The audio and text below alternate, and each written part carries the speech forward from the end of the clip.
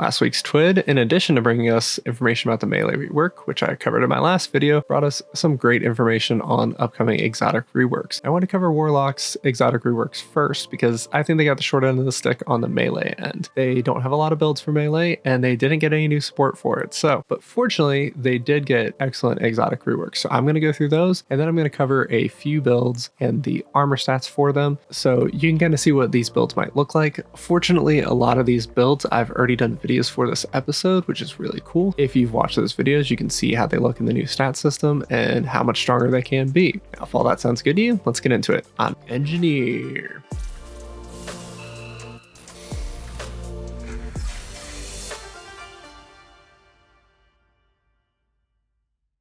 So here is an overview. We have exotic reworks of Starfire Protocol, Wings of Sacred Dawn, Felwinter's Helm, Promethium Spears, Boots of the Assembler, and Geomag Stabilizers. On top of that, I will be doing builds for Solar Starfire Protocol, Solar Sanguine Alchemy, Stasis Rime-Coat Raiments, Prismatic Lightning Surge, Arc Boots of the Assembler, and Strand Mataiodoxia. That's gonna be a lot of content, and I will try and get through it quickly, but as always, I will have timestamps throughout the videos. I will also have links to the slideshow if you just want to glance on through, but I do appreciate any views or watch time you can give me. But I do want this to be as convenient as possible for you as we prepare for the Edge of Fate, so whatever works for you. I'm recording this on June 24th, the day of the first dev stream, which did show off some new stuff that is included here. But we could get an abilities tuning article that buffs or nerfs individual abilities, and it might change this a little bit. Another disclaimer, I only cover PvE, but if you are a PvP main, I'm not your content creator, and I'm sorry.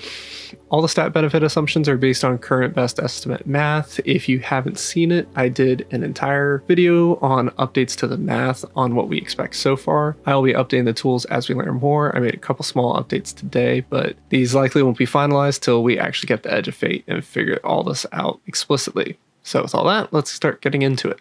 Our first exotic rework is a fantastic one, and it is Starfire Protocol. This used to be the Warlock exotic. It was so strong in damage phases because you would just be spitting out fusion grenades that do crazy damage, and then they nerfed the gain a lot. Now, it has always worked on giving you grenade energy when you deal weapon damage from an Empowering Rift or a well. The perk said empowered weapon damage, but the annoying thing is that we got Radiant with Solar 3.0 rework, but Radiant didn't count as empowered weapon damage even though it's an empowering buff. That time is over. Now, while you're Radiant, in an Empowering Rift or while Radiance, the perk works. On top of that, they have doubled the grenade energy gain from hits from 2.5% per hit to 5% per hit, and that is crazy. This does currently have a 0.4 second cooldown, so you need a minimum 150 RPM weapon to get that max effect.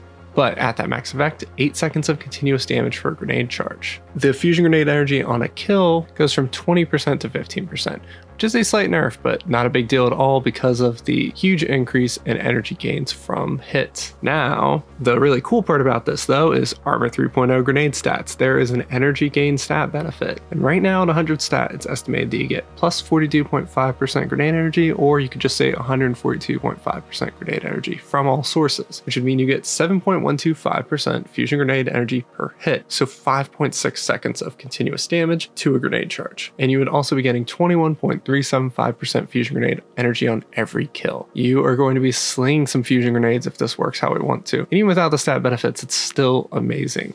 This is going to be feeling just really great, and you'll be able to play mobile because you don't need an Empowering Rift anymore. You can run Phoenix Dive, which is super cool. So I think this is just going to be extremely fun. A couple more exotics. Wings of Sacred Dawn has been around since the very start of Destiny 2, and what this does right now is if you aim down sight while in midair, hold you in midair for 2.8 seconds and provides 15% damage reduction. Landing continuous hits lets you stay in the air. This has been so mediocre for so long. I don't know a single person who uses this, maybe weirdly in Crucible just to sneak up on people from the sky, but the new perks that are being added to this are combats are less accurate to you while Tomb of Dawn is active. That is the main perk. This is very similar to the Manticore if you've ever used that, or the amplified effect where enemies have a harder time hitting you. It's very good. Now, while a solar super is equipped, solar weapon kills will give you restoration and reload stowed weapons. So specifically it says stowed weapons, so it seems like the loop here is shooting and swapping weapon to weapon from midair but never coming down. This gives you healing. You don't have to Phoenix Dive. It's reloading your weapons for you, so you don't risk losing that buff while you're reloading. I think overall just gonna be very solid, but it's gonna be mostly for ad clear and just kind of staying alive. But I think this is a really cool rework for it, and I'm curious to see how the restoration works and how the exact details of it, because I think those will really make or break this. Now another one is Felwinter's Helm, which I covered this a little bit in my melee video too, but this currently will apply a disorient and 30% weaken burst on powered melee kill or finisher, and now they're adding an additional effect that powered melee damage inflicts a 15% weaken, which is really cool. This is a great way to spread some weaken around. Unfortunately, Warlocks just don't have a lot of good subclass support for melee builds outside of Lightning Surge, but I think this is a good step in the right direction, and once that support does come through, this will be a really fun one for that. Moving on to some boots. So first up is Promethium Spurs, which is maybe one of the worst Warlock exotics we've ever had. Currently, this gives you class ability on kills, and kills while in a rift spawn a combo rift that's healing and empowering on the enemy's location. Because you know where you want healing and empowering is where the enemy died. So now this is going to be completely reworked, and it's while using a solar super, you get class energy on weapon kills, really cool. And then weapon kills while in a rift grant restoration for empowering rift and radiant for healing rift. So you basically get the best of both worlds depending on what you want, which is a really solid way to do it. This kind of reminds me of Child of the Old Gods. It balances out pretty well, but I think this will be a lot more effective. The other boot we have is Boots of the Assembler. Currently what this does is it creates seekers that give either 35% empowering weapon buff or extra large healing, depending on whether you have a empowering rift or a healing rift equipped. They listed a lot of changes here, but I'll just summarize it quickly. It's a lot of small changes so that the little seekers are more consistent and helpful. Before, they couldn't heal allies who were actually in your rift, which is super silly, and they couldn't empower them, which made it completely pointless. So now that does work, and it will also give you class energy instead of extending the rift. So I think this is going to be a really cool support exotic. 35% weapon damage boost is 10% more than a well, so this is potentially really helpful in team situations even if you already have a well, so I think that's really cool. Now lastly, we have Geomag Stabilizers, and the change here is technically a nerf. Its super energy gain from ionic traces has been dropped from 7% to 4%. Do not panic.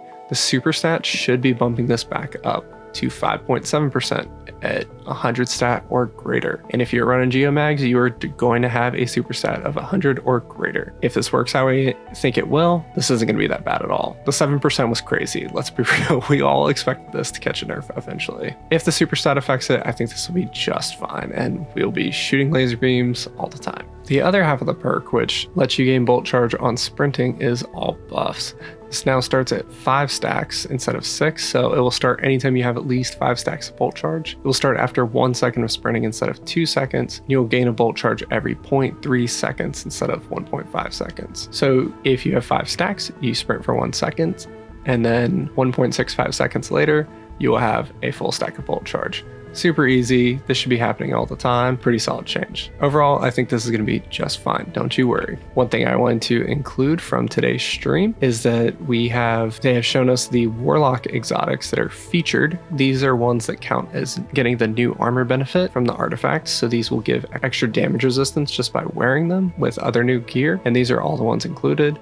You can see it's Felwinter's Helm, Fallen Sunstar, Nothing Manacles, Baldor's Wrathweavers, Eunoia, which is the new one, Starfire Protocol, Wings of Sacred Dawn, Mantle of Battle Harmony, Mataiodoxia, Rime-Coat Raiment, Geomag Stabilizers, Promethium Spur, Boots of the Assembler, Secret Filaments, and Swarmers. So really solid selection, includes most of the ones that were buffed here and a few others, but I think it is a really solid set, and most of these will be featuring in the builds I'm about to go over. So definitely keep these in mind for your builds. Starting off, it is of course going to be Solar Starfire Protocol. This buff just looks really fun, so just in case you aren't aware, Starfire Protocol, like we talked about earlier, will give you grenade energy on weapon hits or kills while empowered, and that does include Radiant, well, or Empowering Rift. So for aspects, we're going to take Touch of Flame because that'll make our fusion grenades explode twice. The second aspect is kind of flexible. I like Hellion, but it will steal your kills and you would be doing the damage. So Heat Rises might be a little bit better because it lets you use Phoenix Dive to get Restoration 2. You activate Heat Rises and then do Phoenix Dive, and that will give you Restoration 2 for a couple seconds. And if you can combo that up with some solar damage,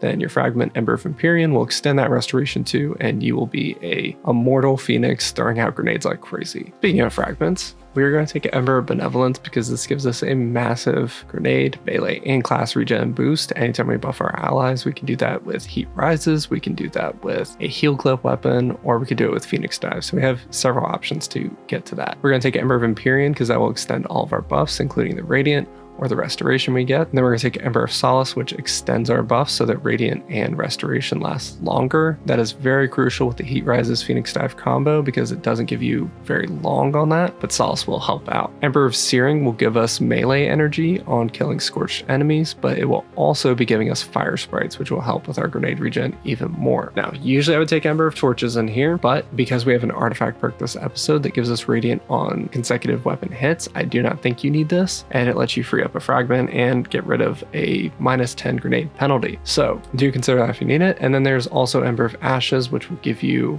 more scorch stacks from all sources, about 50%, and that can be very helpful for getting off more ignitions. For the mods, just focus on orb generation, weapon surges for your solar weapons, and getting as much stats as you can. And for gameplay, you get Radiant, and you keep shooting enemies to make grenades, and you throw the grenades. Pretty straightforward. Now, the stat comparison, you can see over here a bunch of the different buffs, mods, benefits that you get from the subclass and the mod setup, and which one is better. So you can see almost all these are better. Our melee regen is worse, which is part of why we are not relying on Ember of Torches, because our melee regen is not very good. So you can see this affects the percent regens, but generally we are keeping everything better. On top of that, we are getting 54.6% extra grenade damage, which is very good. And we will be getting more grenade energy from the hits, from the kills, and the fire sprites. We should be able to throw grenades constantly. Now the stat spread you can see down here in the bottom right, and you can also see the old stats, which are pretty good.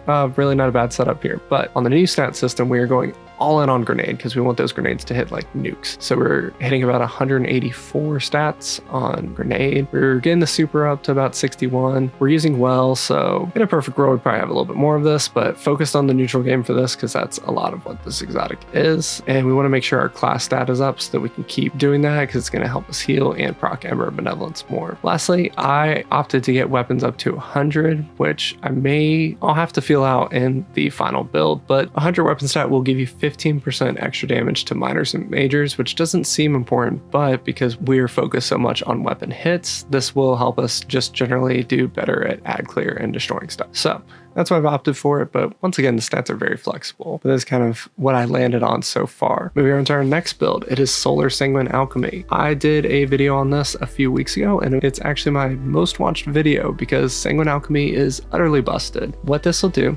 is it will give you 4 times super matching weapon surge in your Rift or your Well and get an extra 10% damage against marked targets. We want to stack this with Well because Well does a very cool thing where it converts all your weapon damage in your Well to super damage, and that lets us lean on some really strong things. And because currently weapon damage and super damage are multiplicative, that gets crazy once you start stacking up a few different things. We'll see if that changes. We don't know yet. For aspects, we want to take Touch of Flame because that will let us get stronger healing grenades. And then we take Hellion because it is pure DPS. You just cast a Rift or something and you have a little fire dude doing extra damage. For our fragments, we take Benevolence so that we can keep our ability regen going by helping out our teammates. We're going to take Empyrean to extend those buffs. Solace makes the buffs last longer. Then we'll take Ember of Searing because after we scorch enemies, it'll generate fire sprites, which keeps our grenades going and will also activate some of our artifact perks. Lastly, once again, we can get Radiant from dealing precision hits on the artifacts, so we don't need Ember of Torches, but it is a good one and it will help proc Ember of Benevolence, so do keep that in mind. For our abilities, we want to take Healing Grenade because that will help proc Ember of Benevolence and just keep us all alive. Celestial Fire is ranged and usually works best, and then Healing Rift is good for backup healing, and we don't necessarily need the buff of Empowering Rift with Radiant. For mods, just focus on orb generation. You have the surges covered by the exotic itself, so just general quality of life, orbs, and you're good. Gameplay is really straightforward. You stay in your Well or Rift as much as possible and shoot enemies and buff your allies whenever possible, and you will do crazy damage. Now, the reason you do crazy damage is because of stats. We're going to focus fully on the super stat. We've got it up to 196, and the only reason I don't go any higher is I don't want to waste a stat point going over 200. This ends up being a 143.2% super damage, which is super helpful. You can also see we're getting better class regen, better grenade regen, a little bit worse melee regen, but that's okay because we don't need it that much. But between the well damage boost, the 4x weapon surge, the Sanguine alchemy bonus, the super damage, you get up to a weapon damage in your well of 246.1%, which is crazy. I'm really curious if they're going to adjust this any. We haven't heard anything, but if they don't, you're going to see a lot of this in the day one raids because it's just a really crazy damage boost. Not much more to it. The super is really the main focus here, so we are working all in on trying to generate that. I've included ashes to assets here, but healing grenade will not proc that, so don't use that unless you plan to do it. But I did just want to show that if you really want to go all in on the super energy, that's one way to do it if you have healing covered somewhere else. Moving over to stasis. Stasis is one of the elements that is focused in the artifact this episode, so it is a good one to focus on. And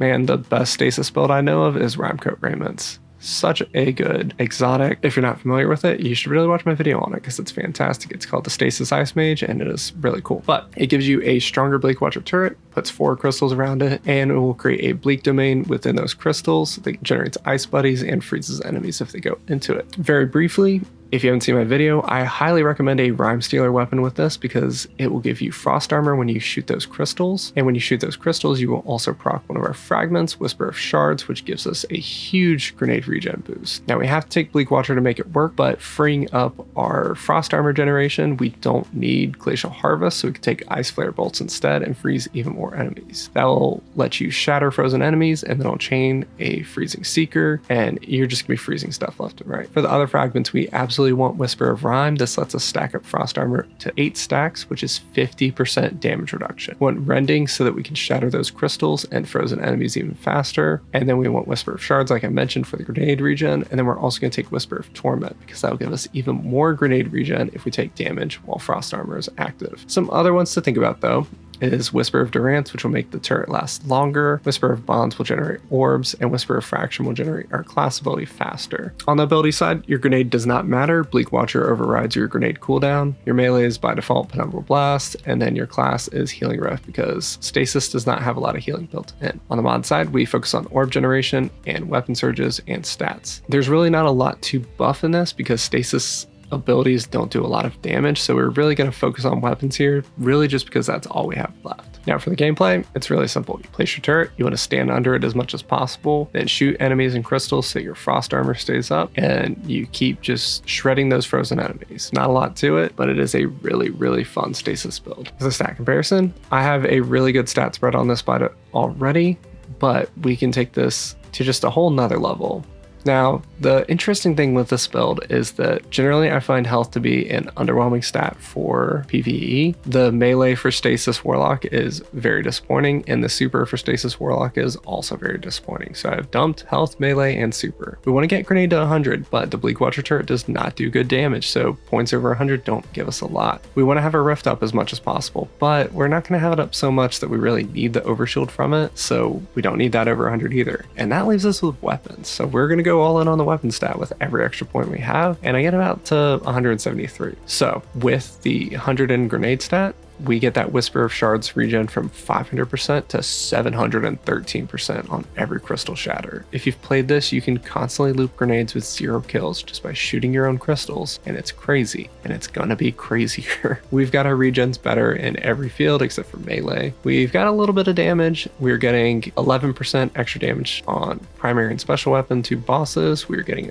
7.3% heavy damage to bosses, and we're getting the full 15% to minors and majors. So this is just going to make the build flow a lot better, I think, and I think it's going to be good. Now I do lose a little bit of melee energy on Stasis Shards, but we will be getting increased energy on Whisper of Torment, Impact Induction, Bomber, Bolstering Detonation, and we're getting a little bit more health on Orb. Honestly, I think the new stat system is going to purely upgrade this, and it's going to be great. I think it's a lot of fun.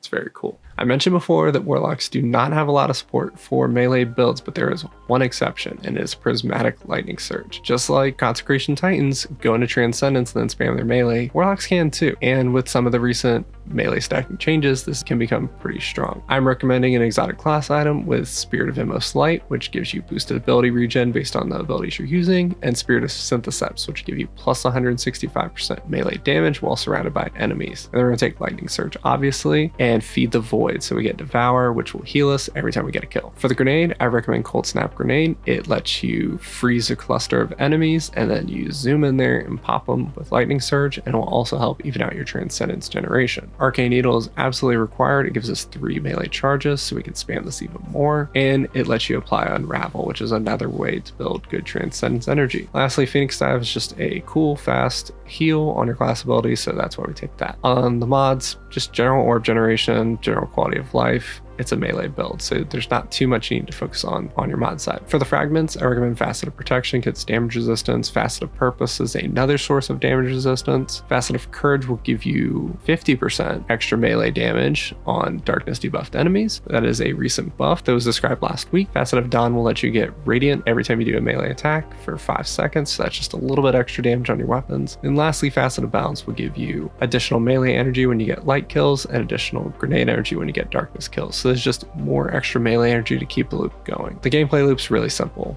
Work on getting Transcendence, then Lightning Surge everything. Stat comparisons. Our main focus here is melee, and then we also are putting a few points to super. And then beyond that, we want to get Grenade to at least 70. Class isn't a huge deal. Devour will be doing most of our healing for us, and weapons are just not the focus of this build, and neither is health. Pretty much almost everything's better. We've lost a little bit of class regen, but we are getting a faster class ability cooldown. We are getting a faster melee regen. We are getting pretty similar grenade energy gained, but our grenade cooldown is still shorter because of the squish of the stats. We've got a damage boost to our melee of 23.7%. We're getting about 11.3% super damage boost, and then we're just getting more energy from all these various sources, which will help a lot. I covered the full damage stacking in my previous video on the melee stats, but what it comes out to is 661% lightning surge damage with 1-2 punch with this exact melee stat. It is a little bit higher if you can get exactly 200 melee stat, but that isn't always feasible, and I'm only working with tier 3 armor here, so there's some room for improvement. Overall, I think it's gonna be a really strong melee build. I wish we had more of these, but we just don't really have the support in the subclasses or exotics to do it on Warlock. Moving on to our next build, this is Boots of the Assembler. Now, the entire idea for this build came from somebody in my Discord server named Skinny Kent, and the idea was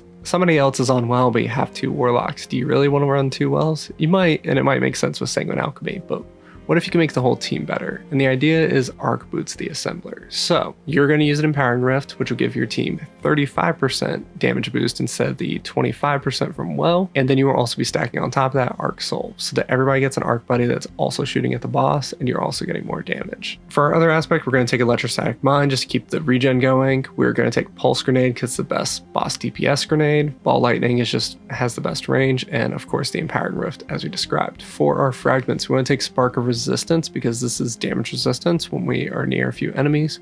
Spark of Beacons will be great in neutral game for blinding enemies with special weapons. Spark of Discharge and Spark of Ions will help with our bolt charge generation. And then you can also consider Frequency for even more bolt charge or Magnitude for longer grenades. But it's pretty simple. You pop your Empowering Rift whenever you can, let your teammates use it, and let the little Seekers go out and give everybody 35% damage boost. Now, stats for this one I had to play with a good bit to get to a point where I was happy. Generally, all the ability regen is improved. We're going for a really well-rounded stat profile because we really want a bit of everything. We've lost a little bit of melee stat here, but we still have a fairly short cooldown, just thanks to how the stats have been squished a bit and being able to have a little bit more stats to throw around. Grenade, I've gone up to just under 100. Super, again, just over 100. Weapons, I wanted to keep decently high just to keep the neutral game good, and because of how the archetype's set up, this is how it works. And then we want to make sure the class stat is decently high as well, because that is how we use our exotic. A big benefit on Arc is going to be Ionic Traces. If these don't change, they will be giving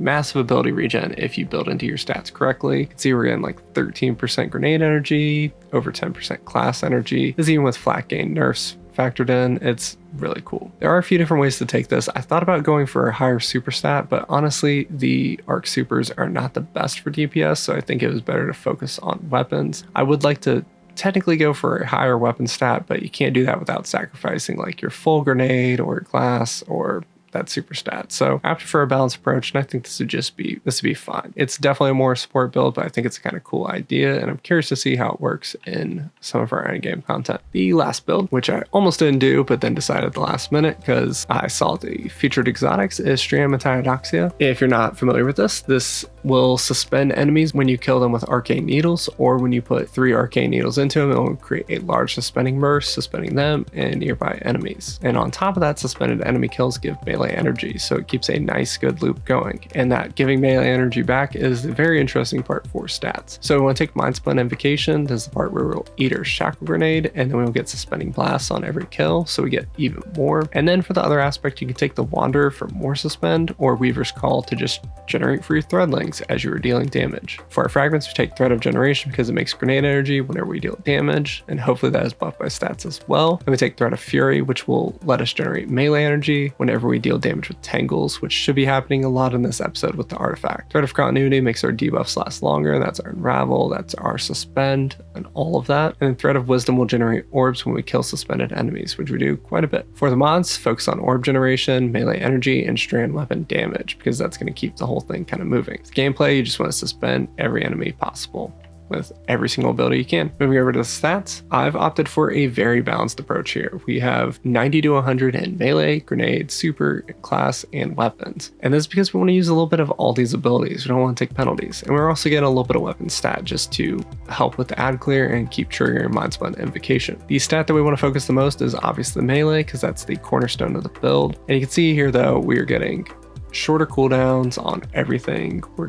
not getting a huge damage boost on anything. We're not really opting for those over 100 stats, but we're getting 21% melee energy on suspended enemy or arcane needle kills. We are getting 11.4% on tangle detonations, and both those are the lowest you can get. If you kill higher tier enemies, those will be even higher than that. Thread of Generation, we don't have exact numbers on how this works, but as you deal damage, it gives you grenade energy. So if normally we're getting 100%, we're getting 129% boost to that. So very cool. That's going to be a lot more grenade energy, and that's really going to help this build, because trying to regen shackle grenades is a pain right now. Hands-on, ashes to assets, impact induction, all these mods are just working better, and it's going to make the build flow really well. I covered this earlier this episode, and it is really solid, and it's just going to feel even better. So that's really cool. Now, that's been all the builds. Let's just wrap this up. In conclusion, we have some really solid buffs. Your stats are very important, and there's so many different options. You could take all these builds I covered so many different ways. Very few of these have one path that makes sense. I think there definitely are some builds that will, but lots of different ways to build it. I've done videos on all these builds this episode, and Armor Stats 3.0 enhance every one of them. I don't think any of these builds is worse off than it used to be. And this is with tier 3 armor. I didn't do a single build with anything beyond tier 3 armor. And I do think we'll be able to access tier 4 and maybe even tier 5 after a bit of work early in the season. Every build here except for Sanguine Alchemy and Lightning Surge use a featured exotic armor. So you have a few options here to go into Edge of Fate using something that's featured and something that's effective. Now, I will not be including dim links in the description because a lot of these builds are going to have to be reworked once Edge of Fate launches. I would encourage you to look at them, kind of mess with them yourself. Think about the stats because they're going to be a lot different in Edge of Fate. Resilience will not be the best stat anymore because it becomes health, which I think will kind of be a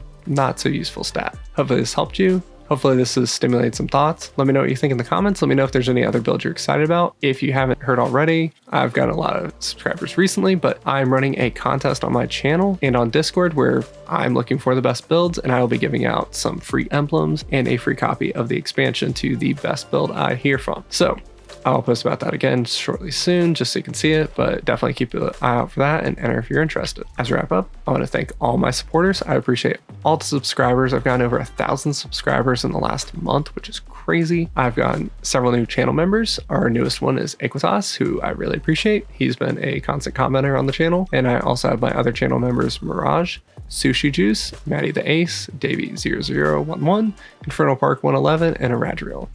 I also want to give a thanks to Spider Reviver, who is helping me check my math on these builds and all these numbers, which is a lot. So I really appreciate that. If you want to support the work I do, feel free to join the channel. It helps me make more cool guides and tools. And also, if you're a member of the channel, you can ask for builds you're interested in, and I will give you a little bit more weight because you are supporting me. So consider that. With all that, thanks for listening, and I hope you're excited about Edge of Fate 2, and I will catch you in the next one.